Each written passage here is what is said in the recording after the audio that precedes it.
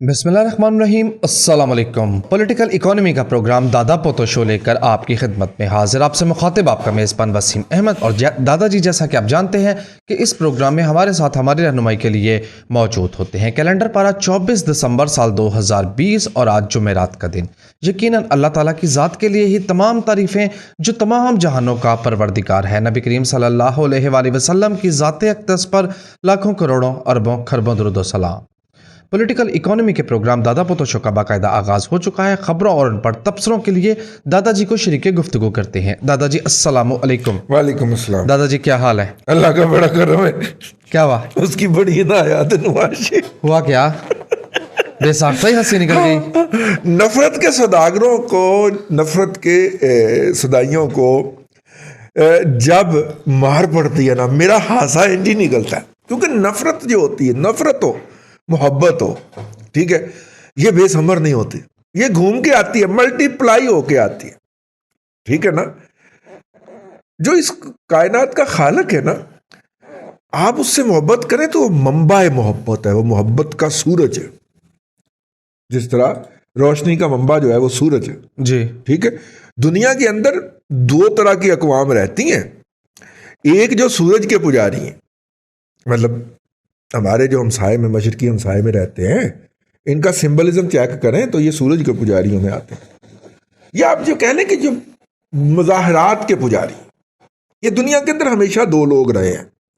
एक जो कि देखे हुए खुदा के ऊपर यकीन रखते हैं और एक अनदेखे खुदा के ऊपर यकीन रखते हैं। और जो अनदेखे खुदा के ऊपर यकीन रखते हैं, अपने खुदा का इमेज उन्होंने भी अपने जहन में बना रखा है। कुछ बड़ी बात कह गया जी। अपने खुदा का इमेज भी उनके जहन में है, लेकिन उस तरह का एब्सोल्यूट इमेज नहीं है जिस तरह का जो दुनियावी खुदाओं के पुजारी हैं उनका है, ठीक है। तो जो इस कायनात का खालिक है वो मोहब्बत का मंबा है। आप उससे मोहब्बत करें, वो आपको मोहब्बत देगा, आगे से मल्टीप्लाई करके वापस देगा। नफरत करें, नफरत देगा। यही दुनिया का असूल है। आप दुनिया को मोहब्बत दें, दुनिया से आपको मोहब्बत वापस मिलेगी और आपके इस दुनिया से जाने से पहले मिलेगी। ये फितरत का असूल। चीजें गुमान पे होती हैं ना। आप दुनिया को नफरत दें तो नफरत भी आपको उसी स्पीड के साथ ही मल्टीप्लाई होकर वापस मिलेगी। ये तो जंग की बातें करता था। अर्नाब गोस्वामी साहब जो है इंडिया में तो तले गए थे ना, ठीक है। हाँ, इंडियंस भी इन्हें पसंद नहीं करते। इंडियन की बहुत बड़ी मिकदार इनको पसंद नहीं करते। वहां पे इनके आशिकीन भी हैं। देखिए ना, यहाँ पे भी तो अपना साबर शाकर जो है उसके आशिकीन मौजूद है ना जी। तो इनके भी आशिकीन, ये उधर का साबर शाकर है, ठीक है। ऐसा ही है। नहीं, साबर शाकर है डॉक्टर शाहिद मसूद। डॉक्टर शाहिद मसूद, हाँ। क़यामत मसूद तो वही है ना। नहीं, लेकिन ये क़यामत तो नहीं लाता, ये तो क़यामत बर्पा करता है। भाईजान ये नहीं है। असल में ये कि पहले इनको इंडिया में खासा रोया गया, पकड़ा गया, वहां से जमानत हो गई इनकी। अब बरतानिया में इनका जो ज़ाती टीवी है, जो इन्होंने इंडिया के एस्टेब्लिशमेंट की फाइनेंसिंग से लॉन्च किया है। तो एस्टेब्लिशमेंट अपने इस तरह के बुचुंगड़ों को ऐसे ही पालती है ना। और इसके पास कहां से पैसे आए टीवी लॉन्च करने के? हाँ, तो लॉन्च किया है उस टीवी को बरतानिया में इकाई, दहाई, सैकड़ा, हजार, 10,000, 20,000 पाउंड का जुर्माना और माफी नशर करने का हदायतनामा, और उसके बाद टीवी बंद। ओके। तो नफरत का पुजारी जहां जहां पे पिटेगा, हमें खुशी होगी, हमें खुशी होगी। हम इस प्रोग्राम के अर्नाब गोस्वामी को मुबारकबाद पेश करते हैं। मुबारकबाद पेश करते हैं। धन्यवाद अर्नाब गोस्वामी और उनके सरप्रस्तों को धन्यवाद। मेरा हासा ही नहीं रुक यार, मैंने खबर में नजर भैया तो जंग करने चले हुए थे मौसूफ।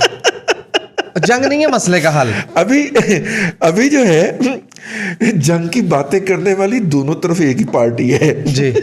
रोजी रोटी का मसला। आपने वो उमर शरीफ हमारे जो हैं उनका लतीफ़ा सुना हुआ है ना, कि वो एक साहब जो थे, वो बड़े साहब, वो बड़े साहब की अपॉइंटमेंट हुई, तो वो जब उन्होंने जाके चार्ज लिया उस बॉर्डर का अपनी साइड का, तो वो एक हवालदार है पेश हो गया उनके सामने। उसने कहा, सर मैंने ना छुट्टी पे जाना, मुझे छुट्टी दे दे। अब इनकार करने के लिए उनके ख्याल में, साहब के ख्याल में एक ही बात आई। उन्होंने कहा कि यार देखो, जवानों की पहले ही कमी है, तो छुट्टी नहीं दे सकता। जब उसने आगे से इसरार किया, उसने कहा अच्छा ऐसा करो, तुम जाके दुश्मन का एक टैंक ले आओ तो मैं तुम्हें छुट्टी पे भेज दूंगा। वो सलूट मार के चला गया। थोड़ी देर के बाद आधे के घंटे बाद देखा तो टैंक चलाता हुआ गड़गड़ करता हुआ आ रहा है, इंडिया का टैंक चलाता हुआ आ रहा है। यार कमाल है, बहादुर आदमी है। वो टैंक ही ले आया। टैंक ही ले आए और हालत अमन में निकाल के ले आए। तो उन्होंने कहा यार देखो छुट्टी तो तुम्हें मैं दे रहा हूँ 15 दिन की, पर किया कैसे? लेकिन ये बताओ कि ये तुमने टैंक लाए कैसे? तो उसने कहा कि सर झूठ नहीं बोलूंगा ठीक है, ये हमने एक दूसरे के साथ एग्रीमेंट किया हुआ है, जब उन्हें छुट्टी पे जाने की जरूरत होती है तो वो हमारा टैंक ले जाते हैं। और ये अप्रूव्ड लतीफ़ा है। और ये अप्रूव्ड लतीफ़ा है। ये शौकत खानम के इफ्तिताह के, वो कोई वाट शाट का इफ्तिताह था, वहां पे उमर शरीफ ने सुनाया था, जिसकी सदारत परवेज मुशर्रफ साहब अपनी वर्दी के अंदर जब थे तो वो फरमा रहे थे। वर्दी लाई नहीं थी, ताली बजी थी लतीफ़े पे, और इसके ऊपर ताली बजी थी।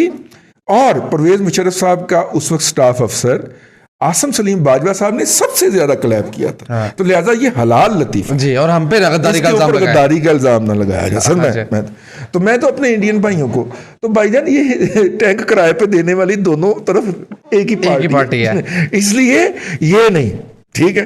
पाकिस्तान भारत पे हमला करने लगा है और भारत पाकिस्तान पे हमला करने लगा। यार अब इसको एक्सपोज करो, ये जो प्रोपेगेंडे हैं इसको आइए हम मिलके एक्सपोज करें। ये जो आप दोनों को हमें हॉस्टेज बनाया हुआ है ना इन लोगों ने, ठीक है, हाँ इस तरह करें। लेकिन यार अर्नाब गोस्वामी को $20,000 $20 लाख जुर्माना ठुका, मजा बहुत आया। 20,000 पाउंड यानी भारतीय 20 लाख रुपया बन गया ना। 100 रुपए का पाउंड है ना बरतानिया उधर भारत में। पाकिस्तान, हम तो पाकिस्तान के 40 लाख रुपया बन गया। नहीं भाईजान 220 का हुआ था। हाँ थोड़े से ज्यादा बन गया। 45 लाख रुपए की ठुकी है। 45 लाख रुपए की ठुकी है। ठुकी का मतलब नहीं, मतलब ठुकी है, पावे 45 रुपए की ठुकी है, ठीक है। और दूसरा जो बंद कर दिया उसको वहां पे, ठीक है, तो वो जनाब पाकिस्तानियों को गालियां निकालनी शुरू कर दी थी उसने। तो किसी बंदे ने ठोक दिया फिर केस वहां पे। तो वहां की अदालतें, अब इंडिया की तो अदालतें नहीं है ना कि जज ने फैसला देने के बाद अगले दिन जाके मोदी से जफ्फी डाल के सेनेटरशिप ले लेनी हो, सेनेट की टिकट मांग लेनी हो। ये तो नहीं ना होता, ये तो नहीं ना होता, ठीक है ना। आप हमारे वालों की कर लिया करें, हम नहीं कर सकते ना, हमें तो कंटेम्प्ट लग जाएगी। आप हमारे वालों पे तनकीद कर लिया करें जजों पे। दादाजी सबसे पहले मैंने फॉलोअप न्यूज पढ़नी है। हाँ, गुज़िश्ता रोज़ हमने खबर पढ़ी थी कि $1.7 बिलियन यानी 202 खरब 72 अरब रुपए या 272 अरब रुपए के कर्जे रीस्केड्यूल करने के लिए पाकिस्तान जो निगोशिएशन में गया था वो फाइनली डन हो गई है। मुआहदे पर पाकिस्तान ने दस्तखत कर दिए हैं। यानी 1 साल और साढ़े तो कर्जा ना लो जी। ये आज की बात नहीं है, ये हमने कब कोरोना के दिनों में हम कुछ खोल लेके फिर ये नहीं, रीनेगोशिएशन की हमारी हिस्ट्री रही है। ये रीनेगोशिएशन हम मेरी होश में सबसे पहले भला कब हुई थी? जी, जब मुशर्रफ साहब ने कब्जा किया था पाकिस्तान पे। हाँ, शौकत अजीज को करते हुए देखा गया था। हमने 30 साल वाले कर्जे जो हमने लाइव रिपोर्टिंग की थी और उस वक्त ये DSNG आम नहीं हुई थी। उस वक्त लाइव रिपोर्टिंग मतलब के काम होता था, ठीक है ना। तो हमने पार्लियामेंट हाउस से बैठ के लाइव रिपोर्टिंग की थी। हाँ आओ जी, ठीक है। तो उस वक्त ये रीनेगोशिएट हुआ था। पाकिस्तान में इन्वेस्टमेंट फोरम हुआ था, उसमें दुनिया के 18 ममालक आए थे, ये सारे जिले हैं, ठीक है। तो पाकिस्तान में इन्वेस्टमेंट की बातें हुई, आखिर पे हमने कर्जा रीशेड्यूल करवा ली। TCP trading corporation of Pakistan हुकूमत का तजारती इदारा 424 अरब रुपए मांग लिए हैं कमोडिटीज को इंपोर्ट करने के लिए। क्रेडिट लाइन मांगी होगी ना, बेसिकली उन्होंने अपने कार थोड़ी ले जाने होते हैं। ये बैंकों से क्रेडिट लाइन लेते हैं और क्रेडिट लाइन लेने का मतलब ये होता है कि सूद इसका हुकूमत अदा करेगी, ठीक है। वो अलग बात है कि नवाज शरीफ ने कहा था कि नई कमोडिटी ऑपरेशन के अंदर जो लागत आए वो कमोडिटी के ऊपर सरकार उतना का प्रॉफिट ले ले। तो अब पता नहीं ये सूद हुकूमत अदा करती, ये तो नहीं करने लगे। जी, अगली खबर पढ़ूं। बरसबील तस्करा, अमेरिका में $900 बिलियन का जो स्टिमुलस पैकेज है पोस्ट कोरोना वो अप्रूव हो गया। वो अपना काम करने लगा हुआ है ना बाइडन जी। सामईन इकराम, एक आखिरी अटेम्प्ट होनी है, बल्कि हो गई है। आज 23 है, आज 24 है। 24 है, कल क्रिसमस है जी। ठीक हो गया, कल क्रिसमस है, तो इसका मतलब है कि ख़त्म हो गए इम्कानात। नहीं, एक अटैम्प्ट अभी और होगी। लास्ट वीक अमेरिका की तरफ से ईरान के ऊपर कोई ना कोई पंगेबाजी की, जिसको आप हमला, महदूद हमला भी कह सकते हैं, उसकी एक कोशिश जो है वो नाकाम हुई है। मज़ीद तफसीलात मैं आपसे अर्ज़ करूँगा पूरी एक अलग वीलॉग बना के। और एक अटैम्प्ट अभी और होनी है पंगेबाजी की 20 से पहले पहले, ठीक है। गंद डाल के जाना चाह रहा है ट्रंप पूरे का पूरा। तो मैं एक वीलॉग करने का इरादा रखता हूँ। ये जो MBS का छोटा भरा आ रहा है इसके दौरे के ऊपर, तो उसमें मैं इसको कवर करूँगा। अच्छा जी, खबर पढ़ो अगली। इकॉनमी की खबर। सीमेंट और स्टील की जो प्राइसेस हैं, कीमतें हैं, मुसलसल बढ़ती चली जा रही हैं और डेवलपर्स के लिए बड़ा सर दर्द बना हुआ है कि इनकी कीमतें स्टेबल नहीं हो पा रही। और मुझे कोई बता रहा था कि जो आज से 2 साल पहले जिस सीमेंट की कीमत जो थी, जिस सरिये की बार की कीमत जो थी, वो जिस स्टैंडर्ड के, मेरा ख्याल है ये आम जो सरिया बिल्डिंग में डाला जाता है उसकी बात नहीं हो रही, वो किसी खास स्टैंडर्ड की बात कर रहा था। तो वो कह रहा था जी 110 रुपये पर केजी थी, हैं, वो अब 180 पे पहुंच गई। वो एफको के सरिये की बात तो नहीं कर रहा था? हाँ? एफको स्टील के सरिये नहीं, मेरा की? नहीं ख्याल उसके। अच्छा, हाँ, ठीक है। एफको का स्टील जो था वो भी तो अब्बा जी के काम था ना, हमने अपनी तो करतूत कोई नहीं अल्हम्दुलिल्लाह है, कुछ नहीं किया हमने, बल्कि दादाजी का काम था। अपनी तो करतूत कुछ भी नहीं ना है उसकी। हम आदर की हम आदर की बात हो रही। दादाजी ये खबर मुझे कोई अहम खबर लग रही है। ML1 की आपने 2 प्रोग्राम पहले खबर पड़ी थी ML1 की, वो चाइना गारंटियां मांगता फिर रहा है $6 अरब के अगेंस्ट। क्या है, क्या तुम्हारे पास, लाओ निकालो। हाँ, मांगना ही था उसने। दादाजी तो टफ हो जाएगा हमारे लिए, फिर ML1 कैसे बिछेगी? जी जी जी जी जी जी। कोई इतबार करने को खबर दे, किसकी है? कोई इतबार करने। सुभाष राणा की खबर है। यानी कि चीन ने कहा है कि $6 अरब जो आपने हमसे पहले मरहले में कर्ज लेना है पाकिस्तान के रेलवे के ML1 मंसूबे के लिए, यानी कि मेन लाइन 1, यानी कि कराची, हैदराबाद, सखर, रोड़ी, सादकाबाद, बहावलपुर, मुल्तान, खानेवाल, साहिवाल, उकाड़ा, पतोकी, लाहौर, गुजरावाला, जेलम, विच में शहर छड़ गया, खारियां डालें बीच में फौरन। नहीं गद्दारी हो जाएगी। जेलम के बाद फिर गुजरपुर, गुजर खान, पिंडी के बाद अटक के बाद फिर नौशहरा, तो नौशहरा के बाद पेशावर। ठीक है, इसको कहते हैं ML1, main line 1।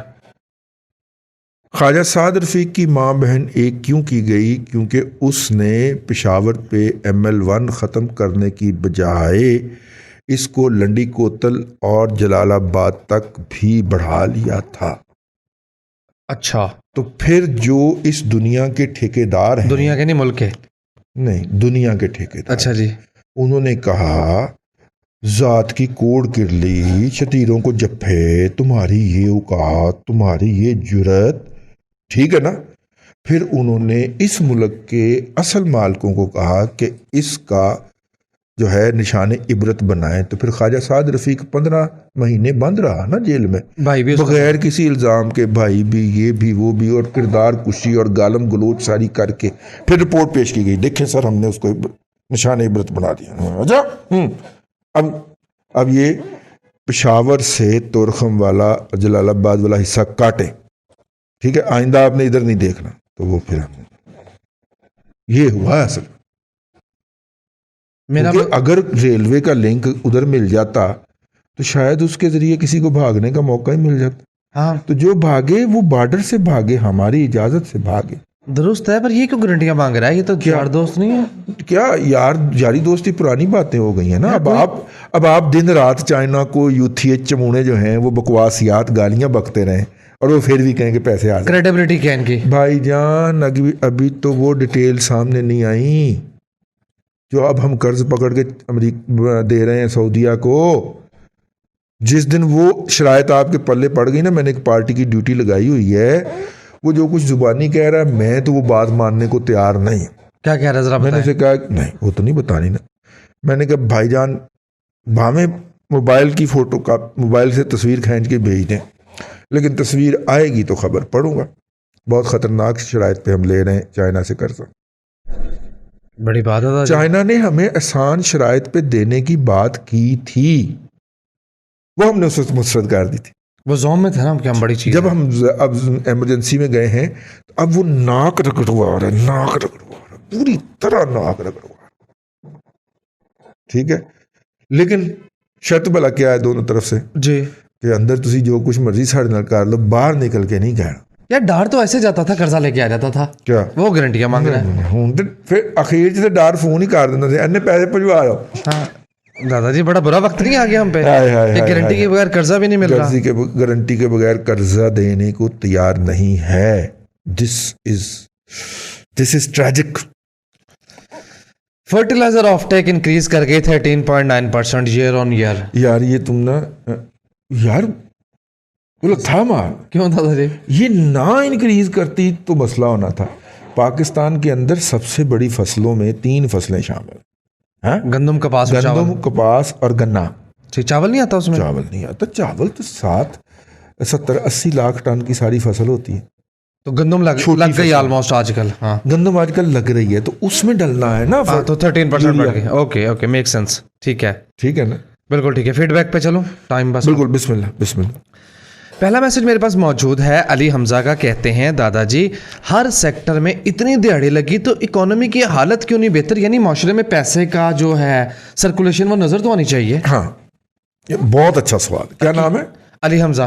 Ali Hamza, बहुत अच्छा सवाल। बुनियाद बात यह है बेटा कि जब चंद हाथों तक पैसा महदूद होता है ना तो वो उसको अपनी तरजीहात पे मापते हैं। मैंने आपको याद है अपने प्रोग्राम में बात कही थी कि पीटीआई के कुछ लाइक माइंडेड बिजनेसमैनों के पास में बैठा हुआ था। ठीक है, अच्छा फिर मैं दास देता कि वो इस वक्त मौजूदा हुकूमत में किस आला ओहदे पे बैठे हुए हैं तो फिर तुसी पहुंच जाना। ऐ नहीं मैं दस, यानी फैमिली पीटीआई की फुल फ्लेज आज की डेट तक, ठीक है, लेकिन शाम तक जितना पैसा उनका इकट्ठा होता है कैश, वो बैंक में जमा नहीं होता, वो करेंसी डीलर के पास जमा होता है, हुंडी हवाला, जो उसे दुबई भिजवाता है वहां पे उनके खुले हुए अकाउंट के अंदर। अगर वो जो कि या इमरान खान के दाएं नजर आते हैं या बाएं नजर आते हैं, बडीज है ना, बडीज, अगर वो पैसा यहां पे नहीं रख रहे, वजह पूछी, हालात ही कोई अंदाजा नहीं है, हालात ही ठीक नहीं है। अगर वो कह रहे हैं कि हालात ठीक नहीं है, जो इतने करीब हैं, तो जो दूसरे कमा रहे हैं, आपके ख्याल में वो पैसे इधर रख रहे होंगे? नहीं, वो पैसे इस इकॉनमी से निकल जाते हैं और ये सबसे बड़ी ट्रेजेडी होती है।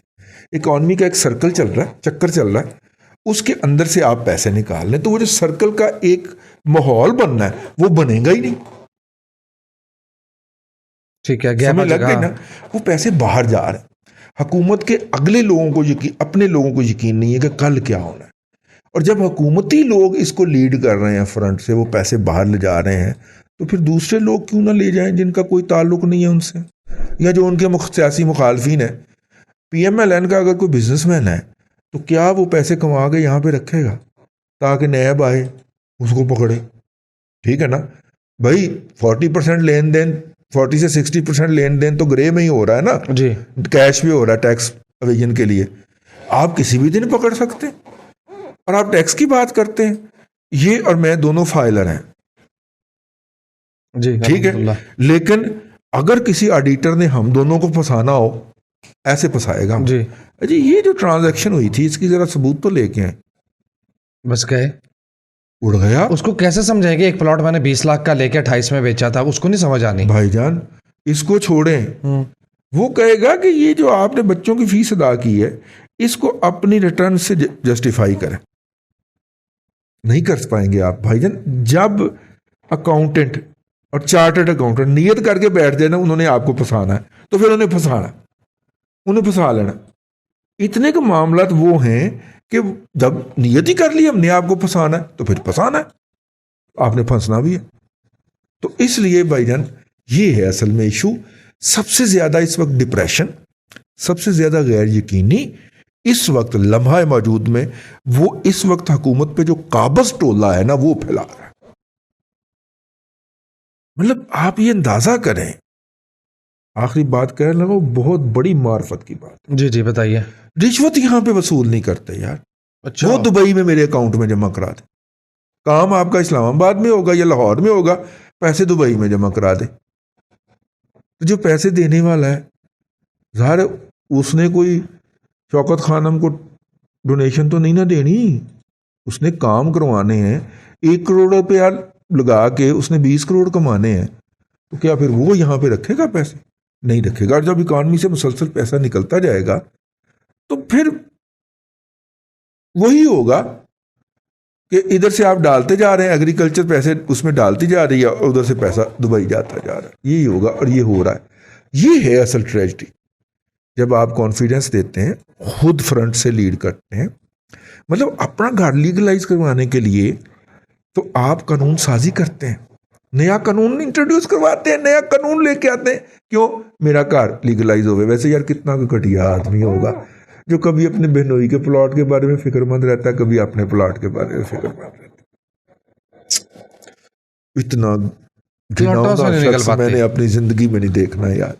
और उसकी पूजा करते हैं कुछ लोग, उसे देवता करार देते हैं यार। बहुत ही तकलीफ में हूं, बहुत तकलीफ है मुझे। आगे चल। शहीर दुरानी का मैसेज है, कहते हैं दादाजी ये बताइए कि मार्केट में इफेक्टिव नैरेटिव यानी कि मौसर बयानिया कैसे तख्लीक किया जाता है, और हमारे पॉलिसी मेकर्स मुल्की माहौल पे भी और इंटरनेशनली भी फेल क्यों हो जाते हैं? बेटा ये बहुत बड़े लेक्चर का मुतकाजी है। इसका एक टिप ऑफ द आइसबर्ग आज मैंने बयान करने की कोशिश की है अपने वीलॉग में। कल का जो मेरा वीलॉग था वो आप सुनिए, आपको समझ आएगी। ये जो बयानिया साजी है ना, ये बहुत हाई लेवल की बात है। मतलब आप तसव्वुफ में मौलाना रूम को हाथ डाल दिया आपने। वो आप पहले अली हजवेरी तो पढ़ लें, बड़ी बात क्या है जी। है? आप अली हजवेरी से पहले बाबा फरीद को पढ़ें और बाबा फरीद से पहले बख्तियारुद्दीन काकी को जरूर पढ़ें। आपने सीधा ही जाके रूमी को हाथ डाल दिया। और जब ये इन तीनों को बुजुर्गों को पढ़ लें तो रास्ते में इकबाल का पड़ाव भी डालना है, उसको भी पढ़ना है। फिर आपको मौलाना रूम की समझ आएगी। वो सीधा ही जाओ मौलाना रूम ते वजे कि बयानिया तखलीक क्यों नहीं हुंदा ते किवें हुंदा है। वो वड्डियां मार्फत दियां गल्लां। जी, आप बलागियात की बुनियाद पहले मुबादियात सीख लें। आगे चलें। बस जी, खत्म, टाइम ओवर हो गया। हाँ जी जी यार, तो आजकल छेती टाइम खत्म कर। नहीं दादाजी, वो सल्ली नहीं होती मेरी। हैरी भी पीछे से इशारे कर रहा होता है, हालांकि बुजुर्गों ने इशारे करने से मना किया है। और हैरी का काम ही इशारे करना है, इसीलिए कोई खातून स्टूडेंट जो है वो मेरी मौजूदगी के अलावा यहाँ पे पाई ही नहीं जाते। जितनी देर में रहता हूँ वो यहाँ पे रहती है, वरना फोन चली थी मेरा हैरी के इशारों की वजह से। जी चलो ठीक सब बेटा। ले साहब, ने कहा आज के लिए इतना ही। कल आपसे फिर हाजिरी होगी। अल्लाह आपको आसानियाँ अता करे और आसानियाँ खल्क़े खुदा में तकसीम करने की तौफीक अता। आमीन। दादाजी बेहद शुक्रिया। नाज़रीन किराम, पॉलिटिकल इकोनॉमी का प्रोग्राम दादा पोता शो आप देख रहे थे। ये था आज का दादा पोता शो। मैं उम्मीद करता हूँ कि आज का प्रोग्राम आपको पसंद आया होगा। अपने मेज़बान वसीम अहमद को दादाजी के साथ इजाज़त दीजिए। इंशाअल्लाह अज़ीज़ आपसे मुलाकात होगी कल तक के लिए अल्लाह हाफ़िज़।